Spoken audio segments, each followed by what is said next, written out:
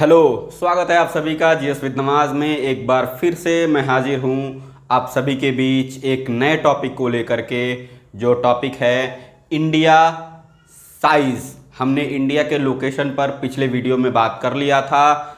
मैं नवाज़ अकरम हूँ और आप देखना शुरू कर चुके हैं जीएस विद नमाज। इस वीडियो में हम इंडिया के साइज़ पर बात करेंगे, इंडिया के साइज़ पर बात करेंगे और इंडिया के साइज़ को बहुत ही आसान तरीके से समझेंगे, जैसा कि हमने पहले वीडियो में समझा था इंडिया के लोकेशन को। इंडिया का लोकेशन आप अगर वीडियो पूरा नहीं देख सके हैं तो आप इस वीडियो को देखने से पहले इंडिया के लोकेशन वाले वीडियो को भी पूरा देखें। और अगर आप नए हैं तो हमारे इस चैनल को सब्सक्राइब करना बिल्कुल भी ना भूलें, क्योंकि यह जो चैनल है वह आपके किसी भी प्रतियोगी परीक्षाओं के लिए बहुत ही उपयोगी होने वाला है, जिसमें हम ज्योग्राफी, हिस्ट्री और पॉलिटी से संबंधित सभी विषयों को बहुत ही आसान तरीके से समझाने की कोशिश करेंगे।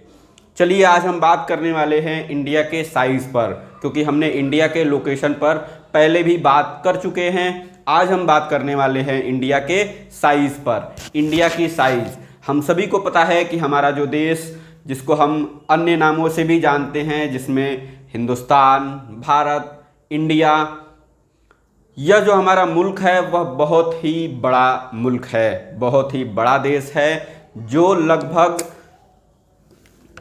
3.28 मिलियन स्क्वायर किलोमीटर में फैला हुआ है। यानी हमारा यह जो देश है इंडिया, यह वर्ल्ड के मैप में लगभग 3.28 मिलियन स्क्वायर किलोमीटर में फैला हुआ है। कौन फैला हुआ है? इंडिया। इंडिया का जो एक्सटेंशन है वह 3.2 मिलियन स्क्वायर किलोमीटर के एरिया में इंडिया फैला हुआ है। ठीक है, अब आप देख सकते हैं कि यह कितना बड़ा नंबर है। इससे हम अंदाज़ा लगा सकते हैं कि इंडिया जो है वह विश्व के सबसे बड़े देशों में से एक है। लेकिन ऐसा भी नहीं है कि यह इंडिया विश्व के सबसे बड़े देशों में से सबसे ऊपर आता है, ऐसा भी नहीं है। इंडिया का जो नंबर आता है विश्व के सबसे बड़े देशों में, वह आता है 7th रैंक। कौन सा रैंक आता है? 7th रैंक आता है। यानी इंडिया जो है वह 7वां सबसे बड़ा देश है। इंडिया विश्व का 7वां सबसे बड़ा देश है, जिसका लगभग कितना हिस्सा? तो इंडिया का लगभग 2.4 हिस्सा। इंडिया का यह जो एरिया है 3.28 मिलियन स्क्वायर किलोमीटर, वह पूरे वर्ल्ड का 2.4% हिस्सा है ज्योग्राफिकल डिवीज़न में। यानी जो वर्ल्ड के ज्योग्राफिकल डिवीज़न में इंडिया का जो हिस्सा है वह 2.4% का हिस्सा है। ठीक, इंडिया जो 7वां सबसे बड़ा देश है, जिसका जो एक्सटेंशन है वह 3.28 मिलियन स्क्वायर किलोमीटर में फैला हुआ है, जो विश्व के नक्शे में पूरा 2.4% की भागीदारी को दर्शाता है। यानी इंडिया का जो भागीदारी होगा पूरे विश्व में वह होगा 2.4% भागीदारी यह होगा। अच्छा, अगर आप इंडिया के इस मैप को देखें तो इंडिया के इस मैप में आप देख रहे हैं कि इंडिया दो भागों में बंट जा रहा है। इंडिया का एक वह भाग जिसको हम मेनलैंड कहते हैं, और दूसरा जो कोस्टल एरिया है। तो इंडिया का जो मेनलैंड है, इंडिया का जो मेनलैंड है वह, उसका क्या हिसाब है उसको भी देख लेते हैं। तो इंडिया का जो मेनलैंड है, इंडियन मेनलैंड, यह कितने किलोमीटर में फैला हुआ है? तो यह फैला हुआ है 15,200 किलोमीटर में। कितने में? 15,200 किलोमीटर। 15,200 किलोमीटर के एरिया में इंडिया का जो मेनलैंड है वह फैला हुआ है। वहीं अगर हम इंडिया के कोस्टल लैंड की बात करें, कोस्टल एरिया की, इंडिया का जो कोस्टल एरिया है वह कितने में फैला हुआ है?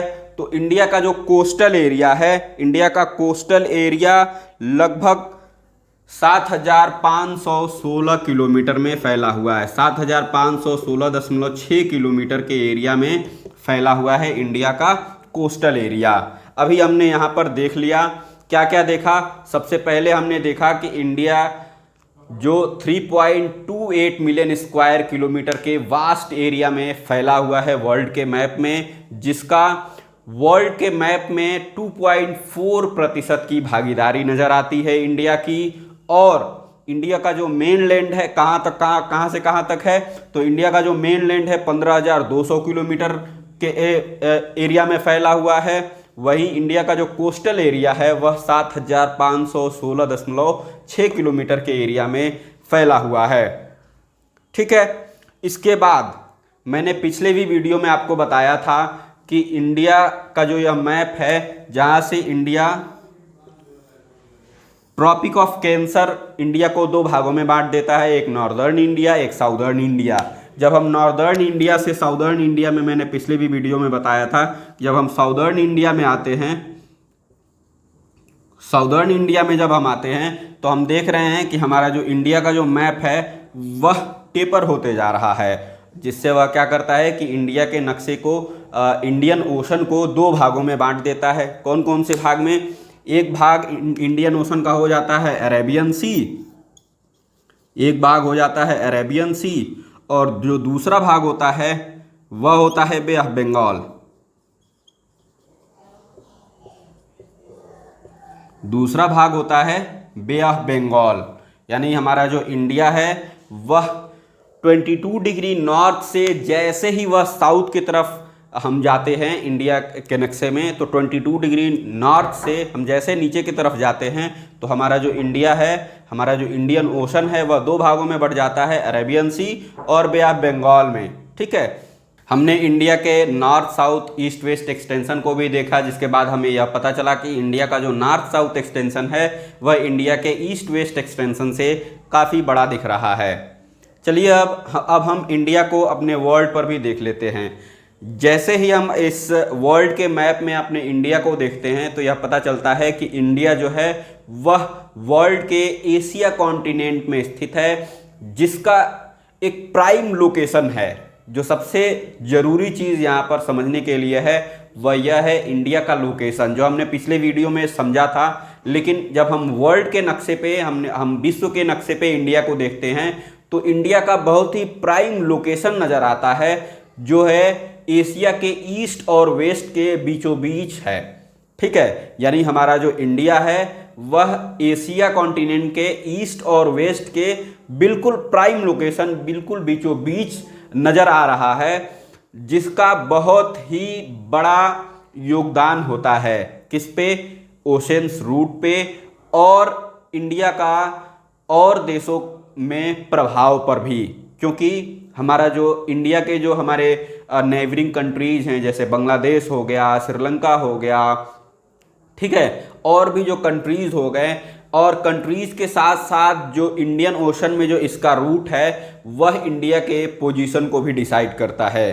क्योंकि इंडियन ओशन में सबसे बड़ा जो ओशेनिक रूट है, जो वाटर रूट है, वह इंडिया का ही पाया जाता है, जिससे इंडिया का प्रभाव पूरे विश्व में और भी बढ़ जाता है। क्योंकि इंडियन ओशन में और भी किसी भी देश के पास इतना बड़ा कोस्टल रीजन नहीं है जितना इंडिया का मौजूद है। ठीक है, तो यह एक बहुत बड़ी चीज़ निकल करके आती है, जो बार बार परीक्षाओं में पूछी जाती है कि इंडिया का जो महत्व है पूरे विश्व में क्यों बढ़ जाता है। क्यों बढ़ जाता है?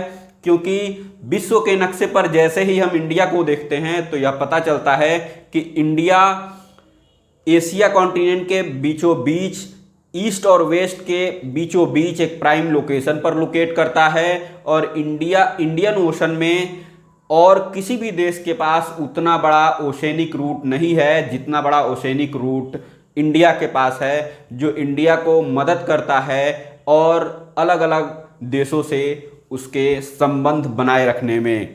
और अब यह भी एक बात जानने के लिए हमें जानना चाहिए, और वह यह है कि इंडिया का जो ओशेनिक रूट है, ठीक है, मैरीटाइम रूट जिसको हम कहते हैं, ओशेनिक रूट ये वर्ड नहीं होता है, हम समझने के लिए यूज़ कर सकते हैं, लेकिन जो ओशेनिक रूट है उसको हम मेरीटाइम रूट कहते हैं।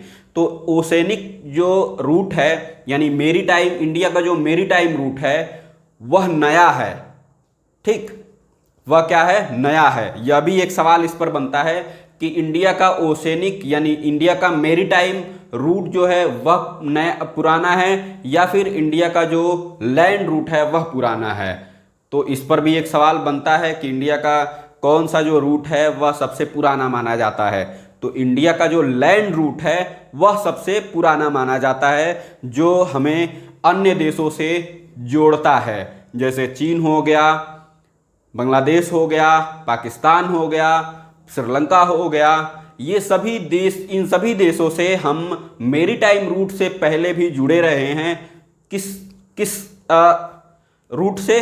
तो वह रूट था लैंड रूट, यानी हम जो हमारा लैंड रूट है वह काफ़ी पुराना है। तो चलिए अब हम अगले वीडियो में इंडिया के फिजियोग्राफिक डिवीज़न पर बात करेंगे। देखते रहिए जीएस विद नमाज। हमारे चैनल को लाइक करना ना भूलिए, सब्सक्राइब करना ना भूलिए और कमेंट में अपने और भी टॉपिक्स को बताना ना भूलिए, ताकि हम आपके उन सभी टॉपिक्स को भी क्लियर कर सकें जो आपके कॉम्पिटिटिव एग्जामिनेशंस में काफ़ी महत्वपूर्ण साबित होने वाले हैं। देखते रहिए जीएस विद नमाज। तब तक के लिए धन्यवाद।